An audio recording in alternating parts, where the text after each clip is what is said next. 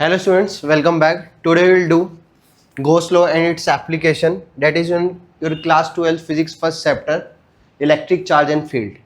तो Gauss law क्या बोलता है? Gauss law से हमें फ्लक्स और इलेक्ट्रिक फील्ड के बारे में पता लगता है. किसके बारे में पता लगता है? फ्लक्स और इलेक्ट्रिक फील्ड के बारे में. Gauss law बोलता है जो हमारा फ्लक्स होता है क्या होता है? That is denoted by phi. Flux जो होता है वो बराबर होता है हमारा summation of charge divided by epsilon not. किसके बराबर होता है? Summation of charge divided by epsilon naught. ये समेशन ऑफ चार्ज का मतलब क्या होता है? इसका मतलब होता है चार्ज एनक्लोज्ड. क्या होता है? Charge enclosed bye Gaussian surface. Which surface? Gaussian surface. Gaussian surface के अंदर की जितना भी चार्ज है, गॉसियन सरफेस के अंदर जितना भी चार्ज है वो टोटल चार्ज डिवाइडेड बाय किससे कर दोगे? एप्सिलॉन नॉट से कर दोगे. आपके पास क्या मिल जाएगा? फ्लक्स मिल जाएगा. आपको क्या मिल जाएगा? फ्लक्स. तो फ्लक्स किसके इक्वल होता है? Charge enclose divided by epsilon not के होता है. तो आपने एक और फॉर्मूला पढ़ा था, याद हो तो फ्लक्स का. फ्लक्स का फॉर्मूला क्या होता है? Surface integral of E dot D A. D A लिख लो, डी एस लिख लो, बात क्या है? सेम है. ए का मतलब एरिया होता है, एस का मतलब क्या होता है? Surface area. दोनों का मतलब क्या है? एरिया है. तो एक फ्लक्स का फॉर्मूला तो ये हो गया integration of E dot D ए. एक फ्लक्स का फॉर्मूला ये हो गया summation of charge divided by epsilon not. तो दोनों फॉर्मूले किसके हैं? ये फ्लक्स के. तो दोनों को आपस में क्या कर सकता हूं मैं? इक्वेट. तो फ्लक्स का फॉर्मूला क्या हो गया जो आपको याद रखना है? वो हो गया surface integration of E dot D ए, और क्या बोल सकता हूं? Summation of Q divided by epsilon not. Summation of Q का मतलब charge enclosed bye Gaussian surface. Charge enclosed bye Gaussian surface. जैसे ये मान लो ये मैंने यहाँ पे गॉसियन सरफेस लिया, यहाँ पे रखा हुआ है +3 कूलम, +5 कूलम, -2 कूलम, प्लस का 6 कूलम. ये चार्ज रखा हुआ है हमारे पास. तो ये जो चार्ज रखे हुए हैं ये कहाँ रखे हुए हैं? गॉसियन सरफेस के अंदर कौन कौन सा चार्ज है? 3 कूलम है, 5 है, -2 है, +6 कूलम गॉसियन सरफेस के क्या है? बाहर है. तो हम 6 कूलम नहीं लेंगे. हमें चार्ज कौन सा लेना है? जो गॉसियन सरफेस के कहाँ है? अंदर है. तो गॉसियन सरफेस के अंदर टोटल चार्ज कितना है? 5 और 3 8. तो अगर यहाँ पे मैं फ्लक्स की बात करूँ तो कितना हो जाएगा? 8 divided by epsilon not.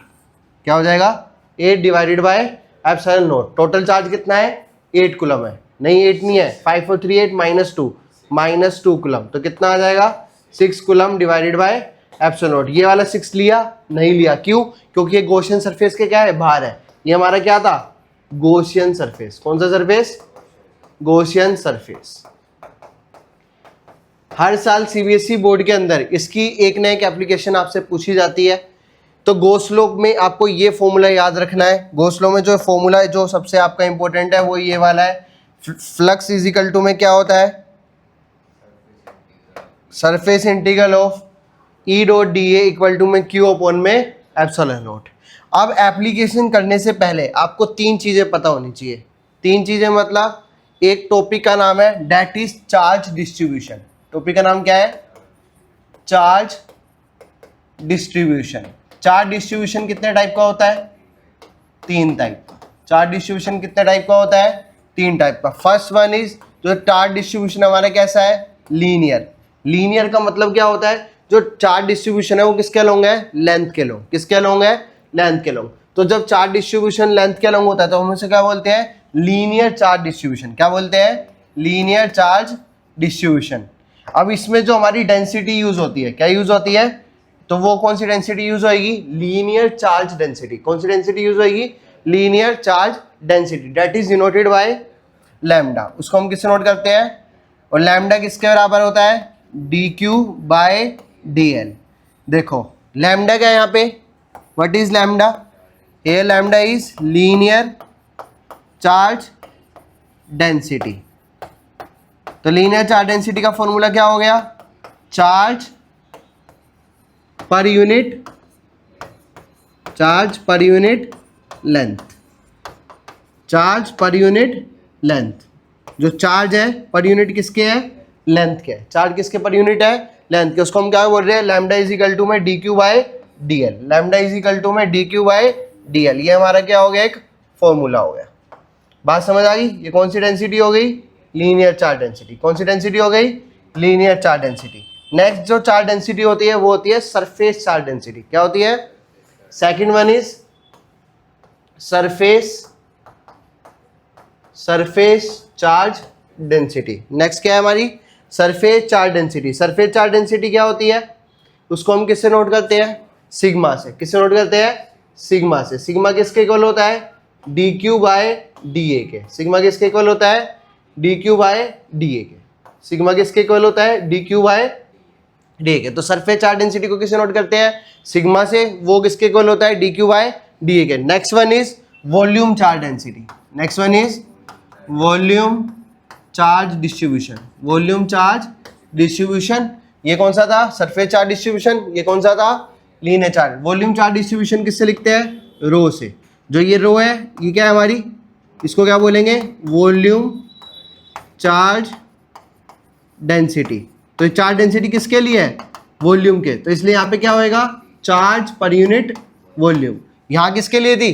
Area के लिए था। तो क्या था? Charge per unit area. यहाँ किसके लिए थी? लेंथ के। तो चार्ज पर यूनिट लेंथ।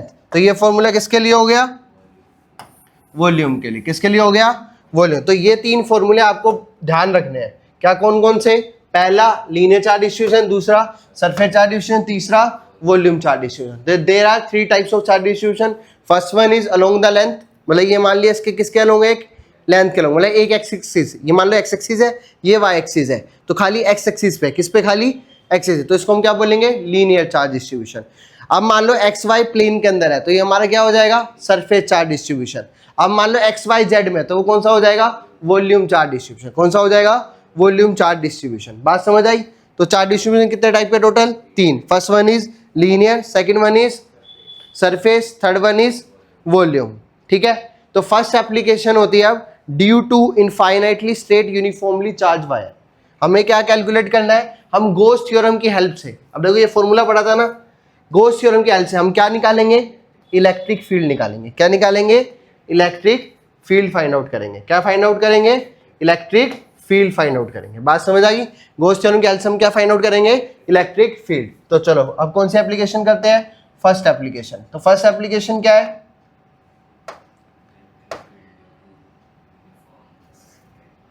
तो फर्स्ट एप्लीकेशन है due to infinitely charge straight wire. Due to infinitely charge straight wire. तो स्ट्रेट वायर की वजह से करना है। ये मान लो कि स्ट्रेट वायर है। ये क्या है? स्ट्रेट वायर है। स्ट्रेट बनाते हैं इसको बिल्कुल। ये क्या है? हमारी एक स्ट्रेट वायर है। ये क्या हो गई? स्ट्रेट वायर होगी। बट ये कैसी है? इनफाइनाइट। कैसी है? इनफाइनाइट। इनफाइनाइट मतलब ये ऊपर भी ऐसे जा रही है, ये नीचे भी। ठीक है। ये मान लिया चार्ज इसमें क्या है? Plus plus plus positive charge distribution. कौन सा चार्ज डिस्ट्रीब्यूशन? पॉजिटिव। पॉजिटिव की वजह से आपको पता है इलेक्ट्रिक फील्ड लाइन हमेशा क्या होती है? आउटवर्ड। क्या होती है?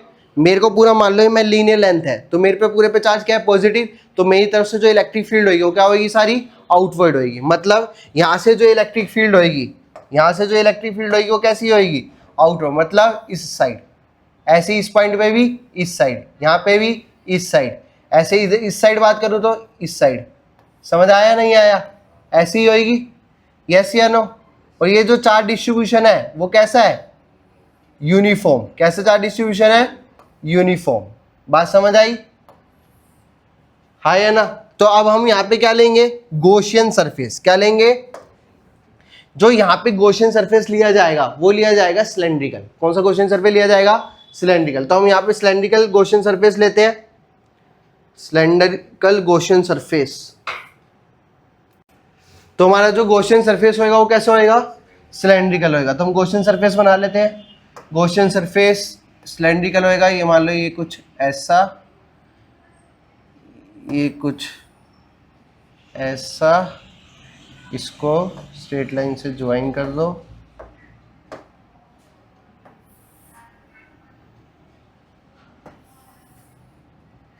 ठीक है। तो ये हमारा कौन सा सरफेस है?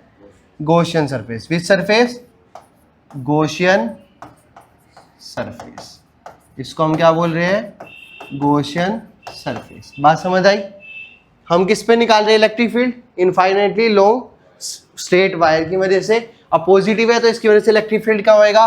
आउटवर्ड होएगा। यहाँ पे जो चार्ज डेंसिटी है, लेंथ के लॉन्ग है, तो हमने कितनी मान ली, लैम्डा है। कितनी है, लैम्डा। जो ये हमने गॉसियन सरफेस का स्लेंडर माना है, क्या माना है, स्लेंडर, इसकी हमने लेंथ मान ली कितनी है, लेंथ कितनी है, एल। लेंथ कितनी है, एल है। इसकी लेंथ कितनी है, एल। बात समझ आ गई, ठीक है। ये क्या हो गया, गॉसियन सरफेस। अब आपको दिख रहा होगा इस गॉसियन सरफेस में कितने सरफेसेस है, 3। इस गॉसियन सरफेस से कितने सरफेसेस है, 3। लेट्स सपोज करो ये सिलेंड्रिकल है, तो एक सरफेस तो ये हो गया टॉप वाला, एक सरफेस कौन सा हो गया, बॉटम वाला, एक सरफेस कौन सा हो गया, ये कर्व वाला। तो टोटल कितने सरफेस हो गए, 3। एक कौन सा, टॉप वाला, एक कौन सा, बॉटम वाला, और एक कौन सा, कर्व वाला। तो there are total 3 Gaussian surface. ये क्या हो गया हमारा फर्स्ट गॉसियन सरफेस, ये क्या हो गया हमारा सेकंड गॉसियन सरफेस, ये हमारा क्या हो गया थर्ड गॉसियन सरफेस। कौन सा हो गया, थर्ड गॉसियन सरफेस। अब गॉस लॉ की डेफिनेशन पे आ जाओ। गॉस लॉ की डेफिनेशन क्या होती है बताओ, फ्लक्स इज इक्वल टू में integration of E dot D ए किसके बराबर होता है, क्यू अपॉन में एप्सिलॉन नॉट। ये क्यू क्या होता है, चार्ज एनक्लोज। क्यू क्या होता है, चार्ज एनक्लोज। अब अगर मैं बात करूं इसकी, तो ई डॉट डी ए हमें निकालना क्या है, ई। क्या निकालना है हमें, ई। तो ई बाहर हो गया, है ना, नहीं। अभी पहले देखो ये क्या लिखा हुआ है, ई डॉट डी ए। तो डॉट का मतलब क्या होता है, there are 2 type of product, one is scalar, another one is vector. Scalar होता है मतलब डॉट, और वेक्टर का मतलब क्या होता है, क्रॉस। तो डॉट होता है तो जब वहां पे कौन सा थीटा आता है, कोस थीटा। कौन सा आता है, कोस थीटा। तो मैं इसको क्या लिख सकता हूं, integration of E D A cos theta equal to में क्यू अपॉन में एप्सिलॉन नॉट। ये किसका फॉर्मूला हो गया, फ्लक्स का। किसका हो गया, अगर मैं इस में बात करूं तो नेट फ्लक्स किसके बराबर होएगा, नेट फ्लक्स किसके बराबर होएगा, flux due to first surface plus flux due to second surface plus flux due to third surface. Flux due to first surface plus flux due to second surface plus flux due to third surface, है या ना। तो flux due to first, flux due to second, flux due to third. अब आ जाओ first surface पे, किस पे आ गए, फर्स्ट सरफेस। भाई साहब अगर मैं फर्स्ट सरफेस की बात करूं तो आपको इलेक्ट्रिक फील्ड दिखाई दे रहा है। इलेक्ट्रिक फील्ड कहाँ है, आउटवर्ड, है या ना। इलेक्ट्रिक फील्ड कहाँ है, आउटवर्ड। मतलब इस पॉइंट पे इलेक्ट्रिक फील्ड कहाँ है, इधर, यस या नो। अगर मैं इसके नॉर्मल की बात करूं, किसकी बात करूं, तो वो कहाँ है, नॉर्मल कहाँ होएगा, ऊपर। तो इन दोनों के बीच में एंगल कितना हो गया, 90 डिग्री। कितना हो गया, देखो ये क्या हो गया, एरिया। ये क्या हो गया, इलेक्ट्रिक फील्ड। एरिया क्या होता है, एरिया भी हमारी वेक्टर क्वांटिटी होती है। ये सरफेस है, इसके ऊपर परपेंडिकुलर ड्रॉ कर दो तो ये हमारी क्या होगी, नॉर्मल की डायरेक्शन। अगर मैं इस सरफेस की बात करूंगा, इस पे परपेंडिकुलर ड्रॉ कर दो तो ये हमारी क्या होगी, नॉर्मल की डायरेक्शन। सिमिलरली इस केस में नॉर्मल कहाँ होएगा, ऊपर। इलेक्ट्रिक फील्ड कहाँ हो गया, इधर। तो थीटा कितना हो गया, थीटा कितना हो गया, 90 डिग्री। सिमिलरली अगर मैं इधर बात करूं तो इलेक्ट्रिक फील्ड क्या है, आउटवर्ड, यस या नो। और इसका एरिया वेक्टर भी क्या होएगा, आउटवर्ड, यस या नो। तो मतलब थीटा कितना हो गया, 0 डिग्री। मतलब सेकंड केस में थीटा कितना हो गया, 0 डिग्री। थर्ड केस पे आ जाओ, थर्ड केस पे इलेक्ट्रिक फील्ड कहाँ है, आउटवर्ड, यस या नो। और एरिया वेक्टर का होएगा नीचे, यस या नो। यहाँ पे भी थीटा कितना हो गया, 90। थीटा कितना हो गया, 90 डिग्री। तो फर्स्ट केस में 90 डिग्री है, सेकंड केस में कितना है, थर्ड केस में कितना है, 90 डिग्री। तो मैं यहाँ लिख दूँ, फर्स्ट केस में थीटा कितना है, फर्स्ट केस में थीटा 90 डिग्री, सेकंड केस में थीटा 0 डिग्री, थर्ड केस में थीटा 90 डिग्री। अब मेरे को एक चीज़ बताओ, ये क्या है, कोस थीटा। और कोस थीटा में कोस 0 की वैल्यू कितनी होती है, what is the value of cos 0, कोस 0 कितना हो गया, 1। और कोस 90 कितना होता है, 0। कोस 90 कितना होता है, 0। तो अगर मैं इस केस में बात करूं तो flux due to first surface में क्या आएगा, ई डी ए कोस 90। ऐसे ही यहाँ पे क्या आएगा फ्लक्स 3 में, ई डी ए कोस 90। तो फर्स्ट और थर्ड वाला, फर्स्ट और थर्ड वाला कितना हो जाएगा, दोनों कितने हो जाएंगे, 0 0 हो जाएंगे। ये भी कितना हो जाएगा और ये भी कितना हो जाएगा, हाई है ना। Flux due to first surface 0 हो जाएगा, flux due to third surface. तो नेट फ्लक्स किसके बराबर आएगा, flux due to second surface, flux due to second surface E D A cos zero, cos zero कितना होता है 1, तो ये कितना आ जाएगा लीन surface integral of E D A cos zero put किया, कोस जीरो कितना हो गया 1 हो गया, किसके बराबर आएगा Q बाय एप्सिलॉन नॉट के। यहां तक बात समझ आई नहीं आई? हमें फाइंड आउट क्या करना है इलेक्ट्रिक फील्ड, तो इंटीग्रेशन से इलेक्ट्रिक फील्ड को कहां निकाल लिया बाहर, इलेक्ट्रिक फील्ड से क्या निकाल लिया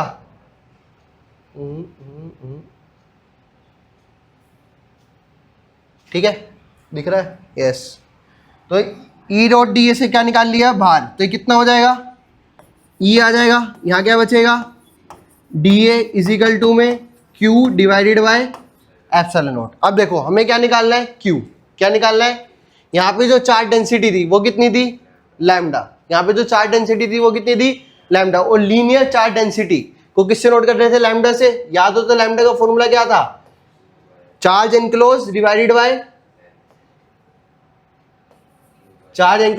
by length, charge per unit length, यही था। तो लैम्डा इजिकल टू क्या आ गया क्यू बाय एल, एल मतलब कितनी लेंथ में, हमने इस सिलेंडर की कितनी लेंथ मानी है कैपिटल एल, क्या मानी है कैपिटल एल, तो इस एल की जगह आ जाएगा कैपिटल एल, तो क्यू की वैल्यू कितनी आ गई यहां से लैम्डा इंटू में कैपिटल एल, यहां पुट कर दो तो ई कितना आ जाएगा बताओ,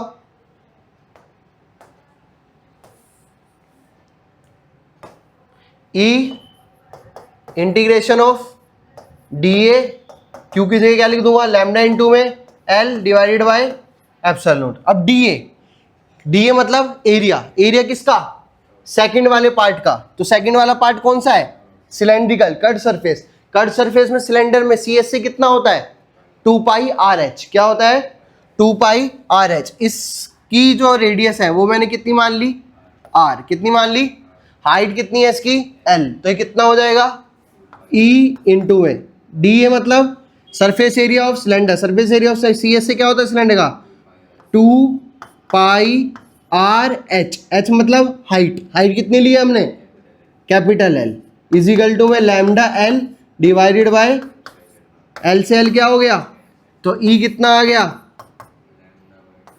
lambda by 2 pi R epsilon naught, भाई ये जो 2 पाई आर मल्टीप्लाई में था उधर डिवाइड में ले गया, तो ई इजिकल टू कितना हो जाएगा लैम्डा अपॉन में 2 पाई आर एप्सिलॉन नॉट। अब मैंने क्या किया 2 से मल्टीप्लाई कर दिया, 2 से क्या कर दिया डिवाइड कर दिया, 2 से मल्टीप्लाई कर दिया, 2 से क्या कर दिया, तो ये कितना हो जाएगा ई इजिकल टू में 2 लैम्डा डिवाइडेड बाय 2 इंटू 2 कितना हो गया 4 pi epsilon nought R, yes या no 4 pi epsilon nought R, 1 upon में 4 पाई एप्सिलॉन नॉट क्या होता है के, कूलम कांस्टेंट क्या होता है के, तो ई इजिकल टू कितना आ जाएगा बताओ भाई, ई इजिकल टू कितना आ जाएगा 2K, ये हो जाएगा आपका E इजिकल टू कितना हो जाएगा 2K, K किसको लिखा है 1 अपॉन 4 पाई एप्सिलॉन नॉट को, क्या बच गया लैम्डा डिवाइडेड बाय आर, तो ये किसका फॉर्मूला आ गया इलेक्ट्रिक फील्ड का, किसका फॉर्मूला आ गया इलेक्ट्रिक फील्ड का। तो दो फॉर्मूले याद रखने, एक फॉर्मूला ये E इजिकल टू में 2K lambda divided by R, और एक फॉर्मूला क्या है याद रखना है, बात समझ आई, एक तो ये आ गया E equal to 2K lambda by R, और एक E equal to lambda upon में 2 पाई आर एप्सिलॉन नॉट, ये हमारा क्या हो गया इलेक्ट्रिक फील्ड ड्यू टू, बात आई समझ में, ये हमारी कौन सी एप्लीकेशन होगी फर्स्ट एप्लीकेशन, ये कौन सी एप्लीकेशन हो गई फर्स्ट एप्लीकेशन, समझ आ गई नोट डाउन कर लो, ये हमारी होगी फर्स्ट एप्लीकेशन। नेक्स्ट पार्ट में हम करेंगे इसकी सेकंड एप्लीकेशन, और थर्ड एप्लीकेशन में हम दो करेंगे, एक करेंगे हम सॉलिड स्फीयर और एक हम क्या करेंगे होलो स्फीयर, ठीक है। ये हमारा था गोस लॉ एंड इट्स एप्लीकेशन। इसमें चार्ज डिस्ट्रीब्यूशन ध्यान रखना कितने टाइप के होते हैं, 3 टाइप के, फर्स्ट वन इज लेंथ के अलोंग, सेकंड वन इज एरिया के अलोंग, थर्ड वन इज वॉल्यूम के अलोंग। फिर हमने क्या करी फर्स्ट एप्लीकेशन, ये क्या है electric field due to, heading डाल देते हैं इसमें electric field, find electric field, find electric field due to a straight wire uniformly charged, uniformly charge infinitely straight wire. ठीक है, क्या हो गया? Electric field due to a uniformly charge infinitely straight wire. Okay, next part में हम second और third application करेंगे।